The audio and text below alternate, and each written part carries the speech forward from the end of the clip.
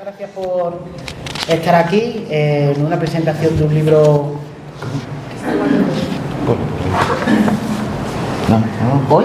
Sí, en una presentación de este libro Desenterrar el pasado, arqueología e historia de la guerra civil y la dictadura franquista, que ha editado Editorial Comares, cuyos coeditores son Francisco Carrión Méndez, a mi derecha, rompiendo la norma, y luego yo mismo, Miguel Ángel del Arco Blanco, que soy el que le habla, ¿no? Bueno, presentar un libro siempre es un momento muy especial, pero a mí me dan muchísimo miedo las presentaciones de libros porque suelen ser un fracaso. En mi experiencia les temo muchísimo, ¿no? Porque el autor se cree que va a ir mucha gente y al final no va nadie y son un suceso un poco triste, ¿no?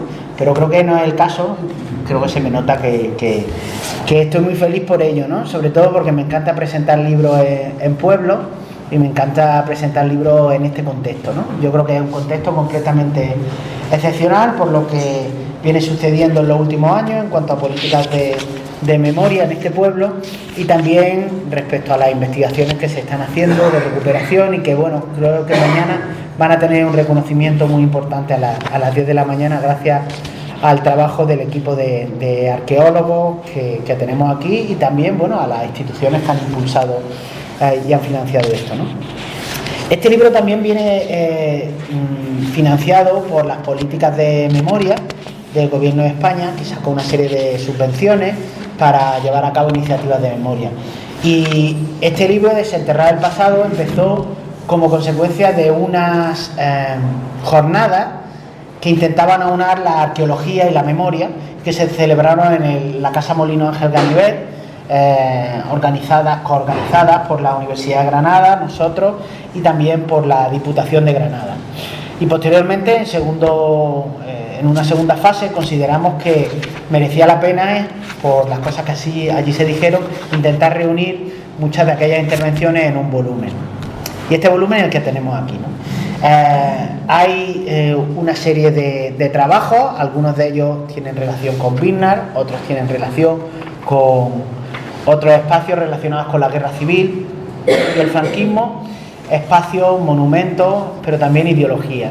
Y es que lo que pretendíamos con este libro era hacer algo que hasta hace relativamente poco, hasta básicamente el año 2005, que se empezó a hacer un dossier en una revista de arqueología, la revista Complutum, que entonces se ocupaba de cosas, bueno, de las que te ocupabas tú antes, ¿no? Muy lejanas en el tiempo. Editó un dossier específico sobre arqueología contemporánea, dedicado especialmente a la guerra civil, ¿no? Eso fue un paso muy importante, ¿no? Y creo que hubo una serie de arqueólogos que lo tuvieron muy difícil para ocuparse de estos temas y que poco a poco fueron abriendo caminos, ¿no? Estoy hablando del grupo de Alfredo González Ruibal, que tiene una talla y una dimensión internacional, y luego, ¿por qué no decirlo también nuestro grupo aquí de Granada, comandado por Francisco Carrión, que yo creo que evidentemente también la tiene, ¿no? Esto fue muy difícil dentro de la arqueología. Le estoy hablando como historiador, ¿no? No como arqueólogo, porque yo no lo soy, pero todo esto está reservado reflejado en el libro. Fue muy difícil en la arqueología porque la arqueología contemporánea ha costado mucho que sea reconocida dentro de la propia academia. Y hay gente que ha pagado un precio académico por hacer arqueología contemporánea. Y evidentemente, ¿por qué lo hacen? Pues porque yo creo que principalmente creen en la seriedad y en la utilidad de la arqueología para llevarla a cabo y, por supuesto, pues porque creen que están cumpliendo una función social, ¿no? Como el resto de los historiadores, ¿no? Respecto a estos temas, ¿no? Y eso es muy importante, ¿no? Y hay que reconocer algunos de los autores que están aquí, que me acuerdo en las jornadas nos decían las dificultades que tenían, porque cuando se presentaban a plaza les decían que esto en realidad pues que no era arqueología, que tenía algo de periodismo, ¿no? Yo creo que este libro quiere dignificar todo eso y reconocer el trabajo de la arqueología, sobre todo para conocer este pasado, intentar desenterrar el pasado. Pero luego, yo creo que los historiadores tenemos que ser críticos y me da la sensación que los arqueólogos, por lo menos este grupo de arqueólogos, han entendido mejor que los historiadores lo que cada uno de nosotros hacemos. Intento explicarme, ¿no? Y es que me da la sensación, cuando leo a estos arqueólogos, que ellos recurren a la historia y a lo que hacemos los historiadores, mucho más de lo que los historiadores recurrimos a la arqueología para explicar el pasado, ¿no? Y aquí es como si mirásemos al pasado, pues con un ojo menos, sobre todo en pasados tan difíciles como son los del franquismo, que quisieron ocultar todo lo que sucedió, ¿no? Y qué mejor ejemplo de esa ocultación que el barranco de Biznar, que tenemos aquí cubierto de tierra y también cubierto de árboles que antes allí no estaban, ¿no? Y de silencio. Entonces, este libro quiere ser también una crítica para el trabajo de muchos historiadores que no recurrimos a la arqueología. Esto no quiere decir que, tranquilos los que estáis aquí, que los historiadores nos pongamos a ser arqueólogos, no, pero lo que estoy diciendo es que los historiadores recurramos al trabajo que hacéis los arqueólogos para intentar explicar el pasado, ¿no? Porque está claro que aportáis unos datos muy importantes. Hace mucho tiempo, un historiador muy importante, que en este caso no era contemporaneista, pero que le tocó vivir unos tiempos muy difíciles, la Segunda Guerra Mundial, estoy hablando de Lefebvre, que es uno de los padres de la Escuela de Anales, una escuela de historia social muy importante. Él perdió a su compañero Marc Bloch, con quien fundó esta escuela, en un campo de concentración nazi, ¿no? Y al final, en ese campo de concentración nazi, Marc Bloch escribió un libro que se le conoce como Introducción a la Historia o Apología por la Historia, que es una reflexión sobre la historia, ¿no? Que influyó mucho a muchos historiadores, incluido servidor, y que influyó mucho a Lefebvre posteriormente. Y Lefebvre le dio una serie de lecciones de historia, que se le conoce como combates por la historia. Ellos eran medievalistas, pero tomaban la historia como algo que era importante en el presente, ¿no? Pues Lefebvre decía una cosa muy importante, y es que decía, vaticinaba, y lo había visto, que había temas tan difíciles que íbamos a necesitar de laboratorios, de grupos de historiadores para conseguir llegar a ese pasado que estaba ocultado, ¿no? Él había visto lo que era el nazismo, él había visto cómo los campos de concentración, cómo la solución final se ocultaba, cómo muchos de los campos se dio la orden de destruirlos antes de abandonarlos, ¿no? Para no dejar rastros. Y se dio cuenta que la tarea de rescatar un pasado tan difícil no era una cuestión de una persona, sino que los historiadores iban a necesitar grupos de historiadores. Pero es que fue muchísimo más allá. Y dijo, los historiadores nos tenemos que alejar de las fuentes escritas. No solo las fuentes escritas son necesarias, hay que utilizar documentos. Él hablaba de documentos. ¿Y no es acaso el barranco de Biznar un documento? Pues uno de los más estremecedores que tenemos, ¿verdad? Y en el fondo él nos estaba llamando a la transdisciplinariedad, a recurrir, incluso él decía, a otras técnicas, a científicos, a geólogos, a la arqueología, lo apuntaba ya, ¿no? Es curioso que han pasado pues prácticamente 80 años y todavía nos cuesta entenderlo. Entonces este libro quiere ser una contribución bajo ese punto de vista. Una serie de historiadores y también de arqueólogos pues intentan aportar sus visiones complementarias, creo que complementarias, para comprender qué es lo que sucedió. Voy a hablar muy brevemente, sobre todo porque creo que es una forma de reconocer el trabajo de la gente que participa aquí, sobre la estructura del libro. Hay una primera parte dedicada a la violencia y a la muerte durante la guerra y la posguerra, y bueno, hay trabajos muy meritorios como el de Rafael Gil Bracero, que está aquí, y que apelando a aquella frase de Agustín Penón, se ocupa del barranco de Biznar y le llama ese preludio de Auschwitz, ¿verdad? El segundo capítulo, también dedicado a Biznar, está realizado por Francisco Carrión, Daniel García Quiroga, Juan Francisco Coto Molina, Inmaculada López Flores, Eric Borja Miranda, Laura Gutiérrez Mesa, Francisco Carrión Jiménez, Eulalia Díaz y Ramoneda. Los que son de Biznar seguro que les suenan estos nombres porque han estado por aquí. Pablo Olivo García, Ayla Piñol García, Antonio Luque Alba, José Ángel Merino Chica, Félix Pizarro Carmona y Rafael Cid García. Algunos de ellos están también aquí en la sala, ¿no? Donde nos hablan del barranco de Biznar, donde desde el punto de vista de la arqueología, un lugar de memoria, y bueno, arrojan datos y conclusiones de sus estudios. También hay otro capítulo, la profesora Inmaculada Carrasco, dedicada a la arqueología forense en Andalucía. Queríamos que estuviese aquí, y ella es una de las mejores conocedoras del mapa de fosas y de lo que se ha hecho actualmente en Andalucía. Tenía que estar aquí, ¿no? Segunda parte, batalla y frentes de una guerra total, ¿no? Para estudiar la guerra civil, la arqueología es esencial porque nos cuenta, pues bueno, qué sucede en las trincheras, cómo ven los soldados, qué comen, cómo viven, qué piensan, etcétera, etcétera. Y hay un primer capítulo de David Alegre Lorenz, que es uno de los mejores historiadores de la nueva historia militar, de la guerra civil, donde habla de la experiencia de guerra y de la ofensiva de Aragón en marzo y abril del 38, un capítulo demoledor para ver las condiciones pésimas en las que estaban los soldados, especialmente los republicanos, ¿no? Lo que pone en valor lo que sufrieron, ¿no? y cómo la República resistió hasta el final. Y el siguiente capítulo, de Xurxo Allán Vila y Luis Antonio Ruiz Casero, sobre la arqueología, una visión general sobre el estudio de los frentes, qué se ha excavado y qué se ha hallado. Una tercera parte se ocupa de otros de los grandes silencios del franquismo, ¿no? Los espacios de cautividad y de trabajo forzado. Y en este sentido tenemos el capítulo de Juan Carlos García Funes y Fernando Mendiola, donde hablan de los batallones de trabajadores que existieron en el franquismo, no solo en el Valle de los Caídos, ahora Valle de Cuelgamuros, sino en muchos otros lugares, y los restos que quedaron de todo aquello. En muchos casos carreteras por las que nosotros a veces podemos irnos de vacaciones, vamos a la playa, subimos una montaña, etcétera, etcétera, ¿no? Por ejemplo, por decir uno de los ejemplos que ellos señalan, la carretera que sube al Teide, pues estuvo hecho por un batallón de trabajadores, ¿no? Si alguien ha estado por allí se puede imaginar la dureza de todo aquello, ¿no? Álvaro Falquín Aparicio, también arqueólogo, intenta reconstruir algunos de los espacios carcelarios desde el punto de vista de la arqueología y de los espacios de poder, y se ocupa de distintas cárceles, algunas de ellas desaparecidas, hoy tristemente desaparecidas, ¿no? Alfredo González Ruibal, Luis Antonio Ruiz Casero y Xurxo Allán se ocupan del Valle de Cuelgamuros y sobre todo las excavaciones que allí hicieron para algo que el franquismo no quiere que veamos. Cuando vemos el Valle de los Caídos, a mí me gusta llamarle el Valle de los Caídos por lo histórico que tiene, aunque hoy le llamemos Cuelgamuros, ¿no? Porque lo que el franquismo quería que viésemos, ¿no?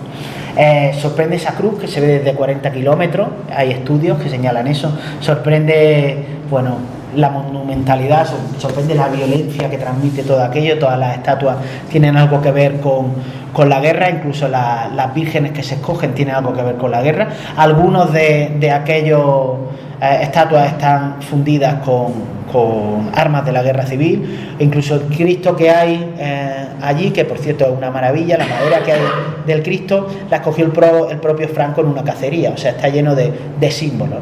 Pero lo que el franquismo no quiere que veamos es dónde vivía la gente que construyó aquello, y eso es lo que la arqueología y el grupo de González Ruibal pues nos ha descubierto, y es demoledor, ¿no? O sea, unas condiciones básicamente que nos retrotrae perfectamente a la edad del hierro, ¿no? Donde vivían con sus familias y bueno, incluso nos dan pruebas de lo que comían, ¿no? Porque se han encontrado latas y bueno, realmente estremecedor, sobre todo porque muchos de esos destacamentos tienen nombres de empresas que fueron contratadas para hacer eso y se lucraron, ¿no? Les digo algunas: San Román, Banús, Molán, Huarte, etcétera, etcétera. Ahora están incluidas en grandes grupos ingenieros de España. Y finalmente una cuarta parte, finalmente no, hay dos partes más. La cuarta parte nos parecía muy interesante que estuviese presente la perspectiva de género, la perspectiva en torno a las mujeres. Y aquí hay dos capítulos que yo creo que se complementan muy bien, estaban pensados así. Una de mi compañera Teresa María Ortega, que está en la puerta vigilando que nadie se lleve los libros. Es broma. Donde básicamente nos explica los orígenes de cosas que se acaban viendo aquí en el Barranco de Birnas, ¿no? ¿Por qué se mata con esa hazaña a esas mujeres y por qué se les arroja así y de esa forma? Y cómo se puede explicar esa violencia, ¿no? ante las mujeres. Y ella se retrotrae al principio del siglo a ver cómo se va construyendo este pensamiento antifeminista y, bueno, en el fondo una justificación moral para considerar que ese tipo de mujer tenía que ser borrada de la faz de la tierra, ¿no? El siguiente capítulo es la visión arqueológica, en este caso otra arqueóloga que que ahora mismo está en la Universidad de Barcelona, Laura Muñoz Encinar, donde nos habla de la violencia contra la mujer a través de los hallazgos de la arqueología, ¿no? Ella se ha ocupado de las huellas de la violencia y cómo, por ejemplo, las mujeres eran lanzadas, lo habéis visto también aquí, eran lanzadas a las fosas comunes de determinadas formas y en unas posturas humillantes por algunos motivos, cómo sufrían unos tipos de violencia antes y después de ser asesinadas. Y la última, la quinta parte, auge y crisis de la memoria feminista. Pensábamos que hablar de la memoria también era importante, ¿no? Porque al fin y al cabo la memoria condiciona la forma que tenemos de entender la historia, de ver el pasado, ¿no? Y qué decir cuando estamos en Vietnam, ¿no? Un lugar donde la memoria está por todos los lugares y desde pronto empezaron a venir muchas personas que querían que la memoria fuese distinta, ¿no? Contradecir la memoria del franquismo, contradecir el silencio. Me acuerdo de Cufón, de Agustín Penón, de tanta gente que vino aquí, de Gibson, etcétera, etcétera. Y bueno, en el fondo al final como que tanta gente venga aquí a visitar este lugar es una política, es una acción de contramemoria frente a lo que el franquismo quiso que pensásemos, ¿no? Primero un arqueólogo, Josu Santamarina Otaola, que ha hecho una tesis sobre la arqueología de la guerra civil en el País Vasco y donde nos analiza cómo se construyeron una serie de monumentos durante la guerra civil para perpetuar una visión de la guerra civil, por supuesto orillando y silenciando completamente que allí había gudaris, que había socialistas, que había anarquistas, etcétera, etcétera, ¿no? Y luego un capítulo de Servidor donde me ocupo de los monumentos a los caídos del franquismo, ¿no? A veces actualmente se dice no hablemos del pasado porque abrimos viejas heridas, porque es mejor dejar las cosas como están. Y yo creo que es importante señalar, yo lo intento hacer en mi capítulo, cómo el franquismo tuvo unas políticas de memoria muy intensas y muy costosas, ¿no? Mejor ejemplo es el Valle de los Caídos. ¿Cuánto costó eso en mitad de los años del hambre, ¿no? Pues bueno, intentamos ver cómo el franquismo construyó una memoria completamente excluyente, donde al mismo tiempo que lugares como el Barranco de Viñas estaban vallados y no se permitía el duelo de los familiares, pues en el centro de los pueblos y de las plazas pues había monumentos a los caídos que recordaban solo una parte de España, ¿no? Y mentira, no había 5 partes, había 6. Pero no se preocupen, que ya termino. Básicamente las políticas de la memoria en la democracia. Y es que consideramos que era importante también pararnos a esto, ¿no? Es decir, ¿qué han hecho los gobiernos democráticos desde la muerte de Franco? Y en este sentido hay 2 capítulos. Uno primero de Ainhoa Campos Posada y de Guzmán Gómez Bravo sobre las políticas de memoria de la democracia. Y creo que es una síntesis muy buena porque nos deja ver que hubo una cierta inhibición por parte del gobierno central durante la transición y durante los años 90, aunque se adoptaron una serie de medidas de dignificación y sobre todo de las medidas de subvenciones, de reparación de los gobiernos socialistas al principio de los años 80. Tuvieron problemas, no fueron publicitada a bombo y platillo, pero hubo cuestiones. También algunos ayuntamientos hicieron cosas, como por ejemplo quitar los monumentos a los caídos, ¿no? Pero lo cierto es que en el siglo XXI, como consecuencia de los movimientos para la recuperación de la memoria histórica, pues hicieron que el gobierno fuese activo y adoptase una serie de políticas de memoria. Primero, desde luego tardías, ¿no? Pero que al fin y al cabo llegaron, y que llegaron por parte del gobierno socialista en el año 2007, ¿no? El otro día cuando venía Zapatero decía, él mismo reconocía que aquello era corto, pero que consideraba que era importante, ¿no? Y me acuerdo que decía, fue difícil, ahora lo vemos, pero dijo, fue difícil, ¿no?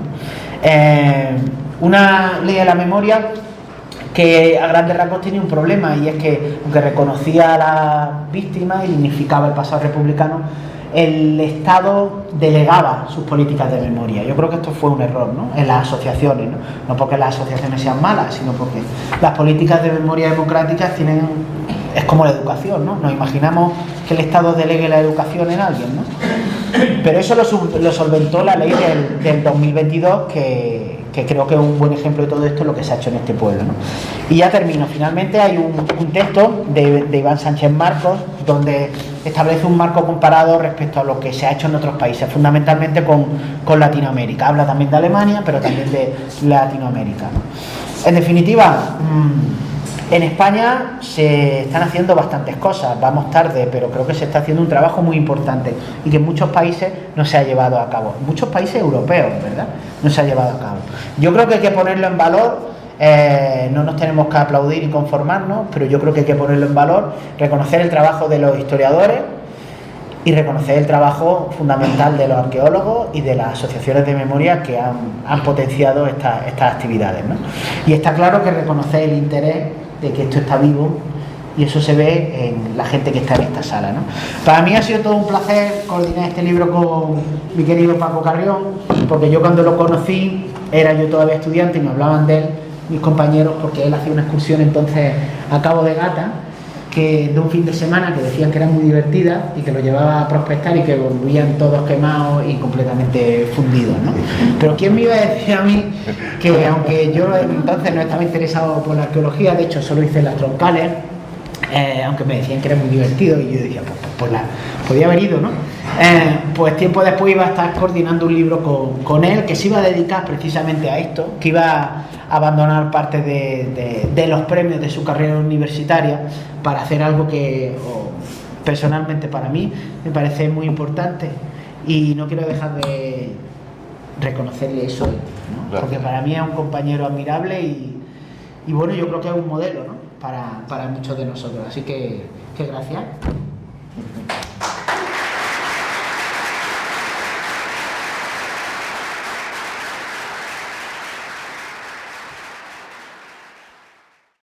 Bueno, ¿y ahora qué digo yo? Hay un grupo que funciona entre arqueólogos, lo podéis encontrar quizás en Facebook, que dice: ¿la arqueología es necesaria? Parece que no, pero sí, ¿no? Cuando digo esto es porque muchos de los compañeros que han escrito sus trabajos en este libro, que empezaron hace mucho tiempo, Alfredo González Rival, por ejemplo, o yo mismo, hace ya 15 años, la friolera cantidad, más o menos, de 15 años, que empezamos con la primera fosa en Melejí, en el valle de Lecrín.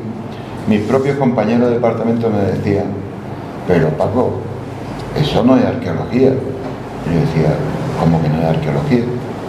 Claro que es arqueología. Es exactamente igual. A veces no tenemos ni siquiera una documentación escrita, como por ejemplo, pues, cuando trabajamos yacimientos prehistóricos o de cuando no existía la escritura. En particular de esas fosas que no teníamos nada. Lo recordaréis los miembros de la asociación. Solamente sabíamos que en un pago de naranja y mandarino de dos primos que querían darle larga a aquello y sabían que allí había una fosa donde había 18 personas que venían por la carretera de la muerte, la Repandad de Málaga, y que llegaron a este pueblo, a Melejí, y que allí fueron sorprendidos, entre otras cosas, por la falange, por falangistas que vinieron a Granada, buscaron al capitán Nestares. Estas personas venían destrozadas, venían totalmente destrozadas. Una huida como ya saben lo que fue la desbandada, ¿no? Con los bombardeos de la Marina y desde la costa.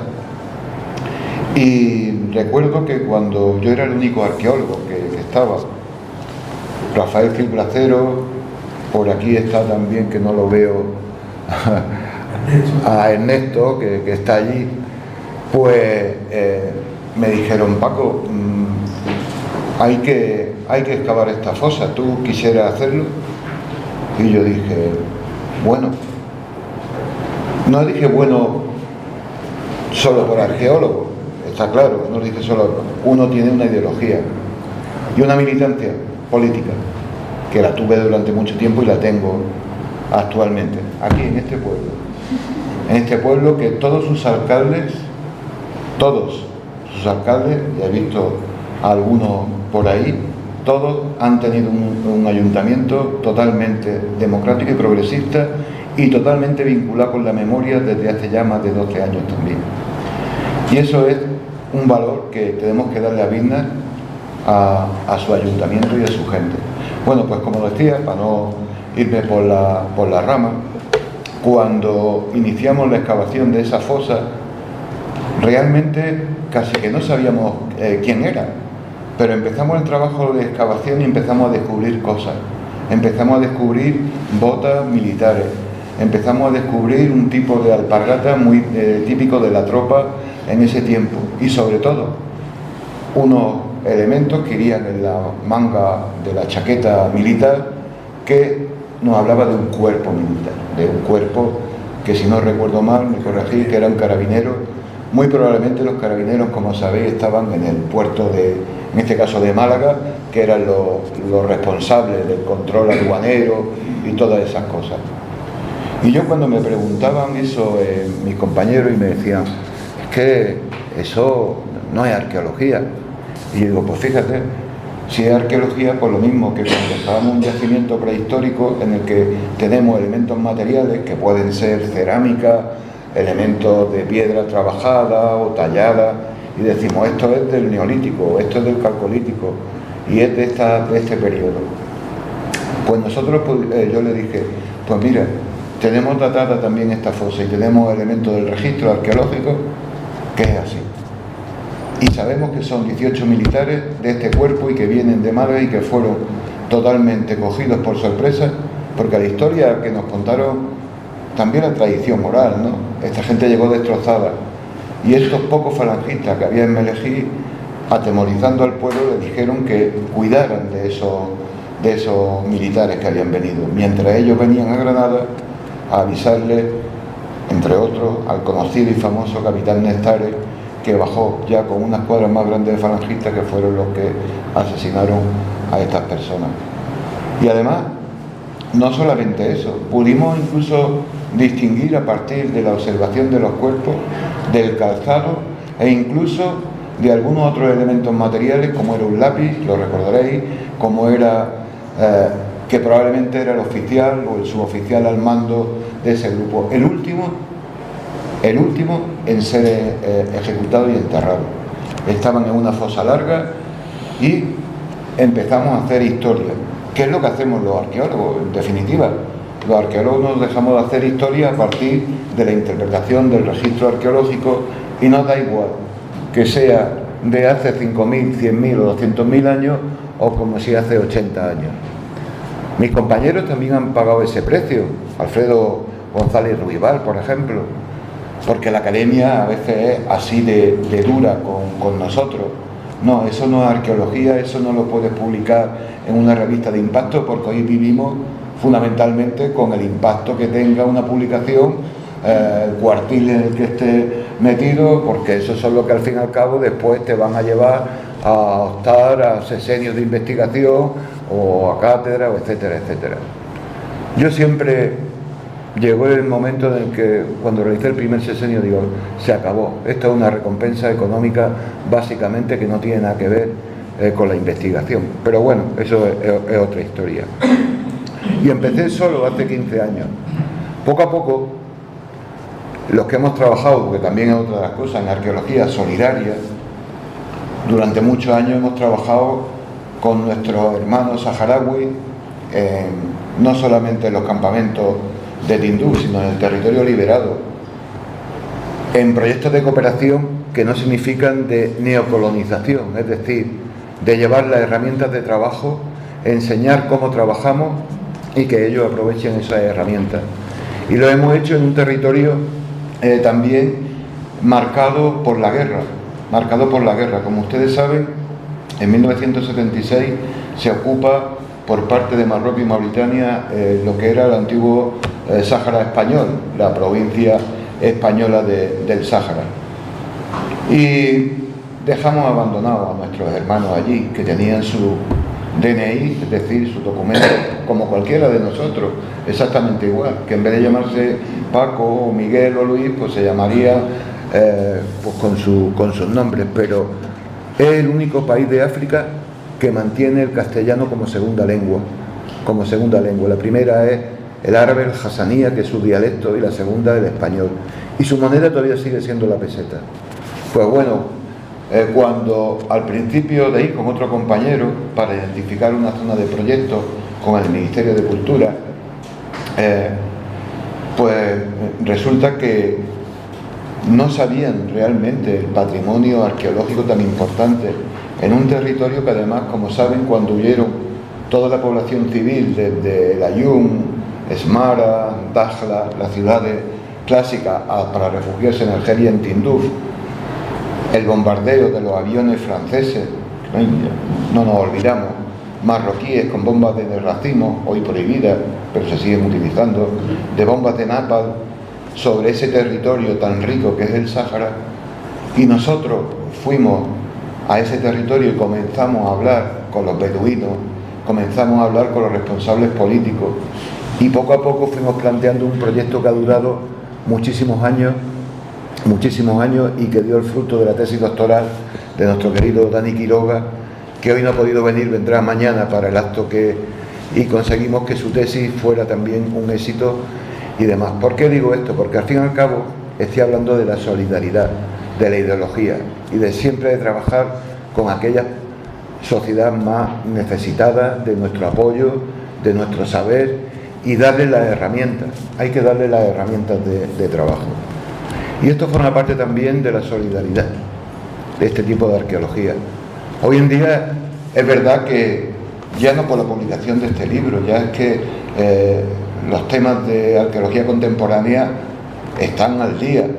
Hace años la arqueología industrial era también como algo que no era arqueología, y cuando la arqueología industrial en países con una tradición como el Reino Unido, en el que hay auténticas maravillas de trabajo, o personas que se han dedicado aquí a la arqueología industrial, no recuerdo ahora mismo el nombre de nuestro compañero, ya por desgracia fallecido, pero también ha supuesto o supuso en su momento, prácticamente desde el comienzo del siglo XX, una revolución en los ambientes arqueológicos. Bueno, pues partiendo ya de esa base que nuestro trabajo tenía que ser solidario y tenía que dedicarse a algo que era muy importante, era el dolor de las familias, de las víctimas que fueron asesinadas, no solamente aquí en Vilna, porque estamos hablando de ahora, de los últimos 4 años, pero hemos trabajado en la costa de Granada, en Hualcho, en Pino del Valle, en Pino Genil, en la provincia de Córdoba, en Lucena, en Extremadura, en Fuentes de León, en muchísimos sitios. Y el panorama es el mismo, las familias, ¿no? Cuando te ven y cuando digamos que descansan toda su ansiedad en ti, en que tú le vas a encontrar a sus seres queridos. Eso es un peso muy grande a nivel emocional para nosotros, porque lo que sí puedo decir, por lo menos de nuestro grupo de trabajo, que somos 14 personas, hoy faltan algunas porque también estamos trabajando en Córdoba, en el Cementerio de la Salud, es un peso emocional muy grande, porque nada más que hay que ver a algunos de esos familiares cuando te miran, Paco, pero vaya a encontrar a mí, y les puedo decir que estamos dando lo mejor de nosotros mismos, a veces sacrificando otros aspectos de la investigación que a mí ya no me importa. Yo además, como ustedes saben, algunas veces lo he comentado, también soy investigador del Instituto Andaluz de Geofísica. Durante muchos años he estado trabajando en proyectos de geofísica marina, embarcado en buques como el Hespéride, el Sarmiento de Gamboa, y otros buques de otras nacionalidades, ¿no? Trabajando solamente en geofísica marina, y eso también he tenido que dejarlo. Cuando uno pone en la balanza, ¿no?, el peso, digo, ¿qué pesa más en estos momentos? ¿La ciencia o que mi ciencia le sirva a alguien que lo necesita? Y es el caso de aquí de Vilna. 4 años de relaciones intensas con los familiares ha hecho que sean nuestros familiares también, pues porque, bueno, igual yo me estoy pasando, pero aquí hay algunos de los familiares y pueden decirlo, porque al final sus muertos son nuestros muertos también, y así lo sentimos. Y mucho me temo que mañana a las 10 de la mañana, que vamos a entregar los 2 primeros personas identificadas, esas emociones creo que a todos los que estamos aquí nos va a embargar, y bastante. Y temo que mi intervención de los 10 minutos que tenga que hacer me va a salir un poco con la voz temblona, ¿no? Porque hemos estado aguantando durante estos 6 meses, pero si sumamos los años anteriores, casi han sido 2 años de nuestra vida, casi 24 meses aquí en el pueblo de Biznar. Nos hemos reunido con los familiares antes de empezar, durante, al final de la campaña. Le hemos facilitado día a día. Hoy no está aquí nuestro sociólogo, el autor de esa fotografía, está Pachuchillo, y de la portada de este libro, mi hijo, Francisco de Asís Carrión. No hay nada más orgulloso también para un padre que su hijo haya cogido también, ¿no?, ese timón, ¿no?, y desde luego lo sabéis los familiares, que había estado informado puntualmente, y eso hace que esos 24 meses llenos de emociones, mañana va a ser un terremoto, al menos en mí, ¿no? Yo me he preparado mi discurso para intervenir 10 minutos y estaba esta tarde leyéndolo y pensando en mañana, ¿no? Es peor que un examen, ya os lo digo. Peor que un examen cuando uno era estudiante o cuando se presentaba a la plaza de la universidad y tenía allí todo un tribunal, porque vamos a tener un tribunal.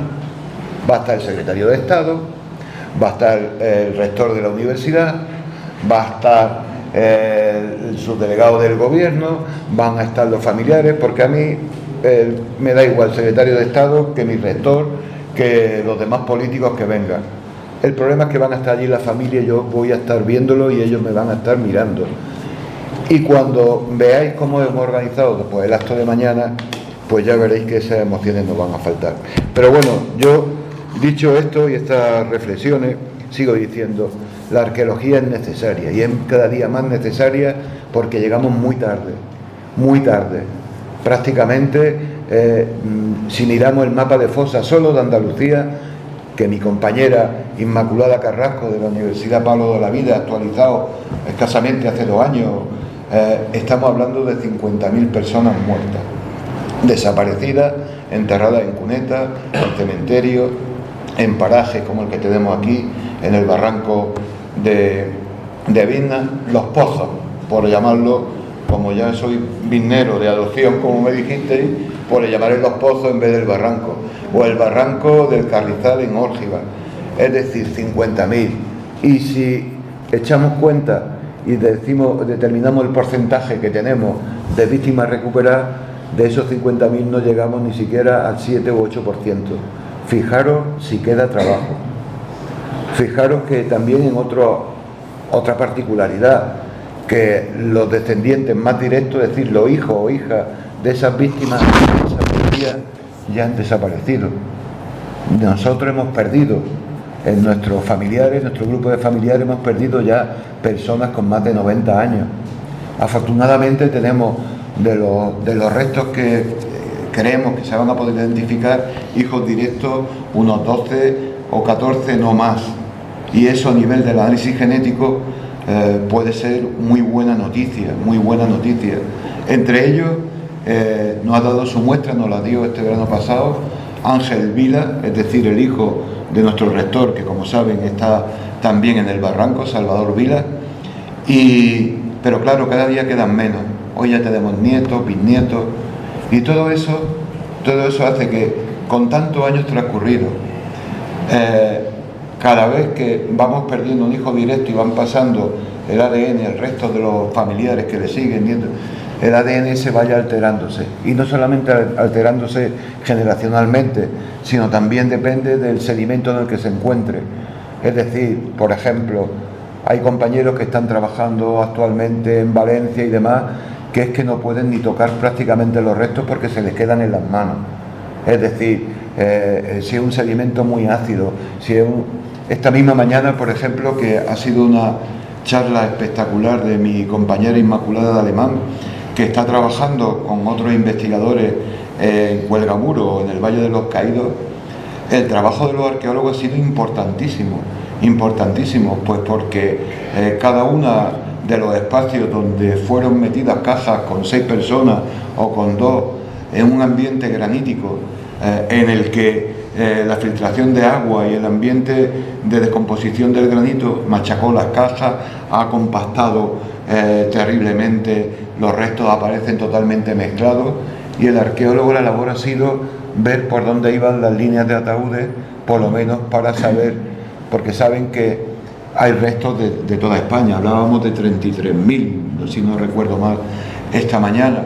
Pues el trabajo del arqueólogo ha sido fundamental, pero no menos importante el trabajo de los antropólogos físicos y forenses, pues porque ellos son nuestros compañeros de trabajo.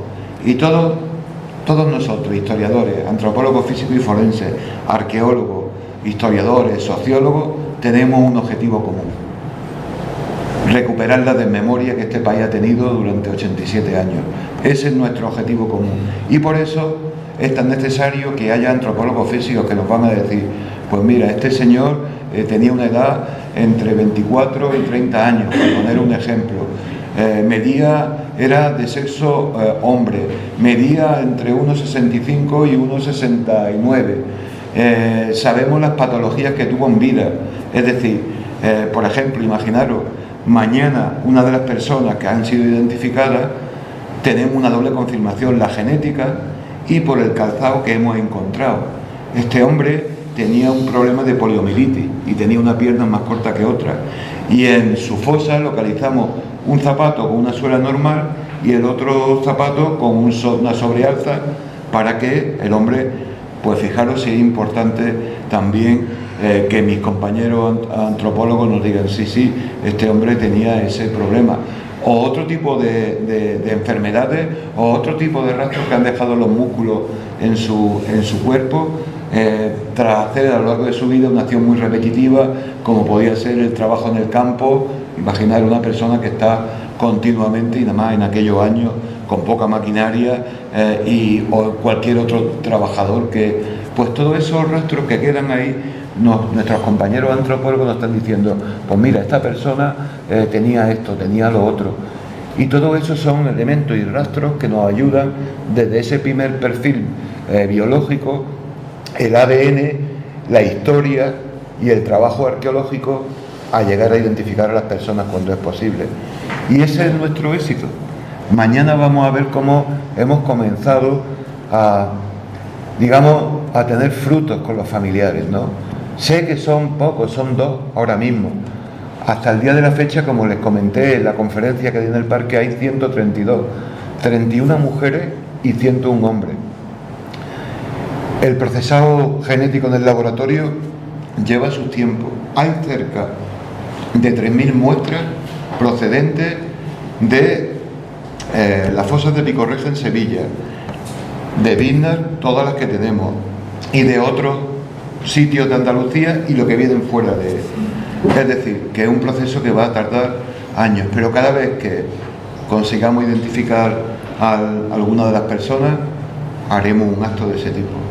Con esto termino diciendo la importancia de la historia, de los especialistas en estos momentos de la historia. Aquí tenemos algunos de ellos, a Rafa, a Miguel, y el trabajo de la arqueología y de la antropología física y de la genética son las armas que nosotros utilizamos hoy en día. Y hay que decir que desde que yo empecé solo a trabajar con 15 personas, y por ende si lo extendemos al resto de compañeros en el resto del Estado, hoy somos un grupo bastante numeroso y reconocido, tanto a nivel nacional como internacional.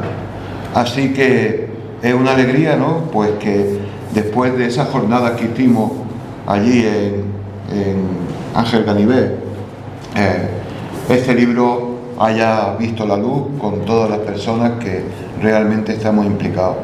Y yo de verdad pues me siento hoy bastante contento. Mañana será otro día y desde luego daros las gracias por asistir a esta presentación, y no va a ser la única publicación. Ya os adelanto que en esta publicación de aquí que hacemos nosotros solo hay una parte muy pequeña de las fosas que comenzamos a trabajar. Saldrá un libro publicado de la Universidad de Sevilla, donde hemos seguido avanzando con las publicaciones.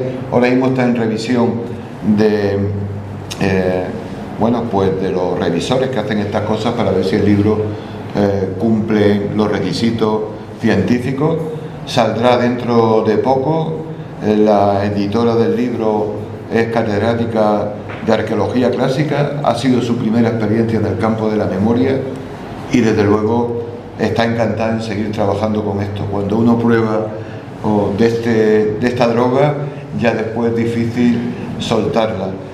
Y así seguiremos publicando y sacaremos una gran memoria, una gran publicación, cuando el Barranco de Vilna sea un territorio liberado del horror, de la muerte, de la tragedia, y darle otra luz, otra perspectiva, porque va a seguir siendo lugar de memoria histórica. Así que termino con estas palabras y nuevamente agradeceros también en nombre de mi compañero Miguel Ángel y el mío propio el interés por haber venido a la presentación de este libro, que prácticamente se han agotado de los 30 ejemplares que traemos, pero bueno, hay 300, se han publicado 300 en total según me han comentado, y bueno, pues a los autores también se les dará, lo digo por mis compañeros porque ya están nerviosos. Yo voy a pillar un libro, no lo voy a pillar, hoy no, seguro, pero y mañana ya veremos, pero que en fin, que gracias.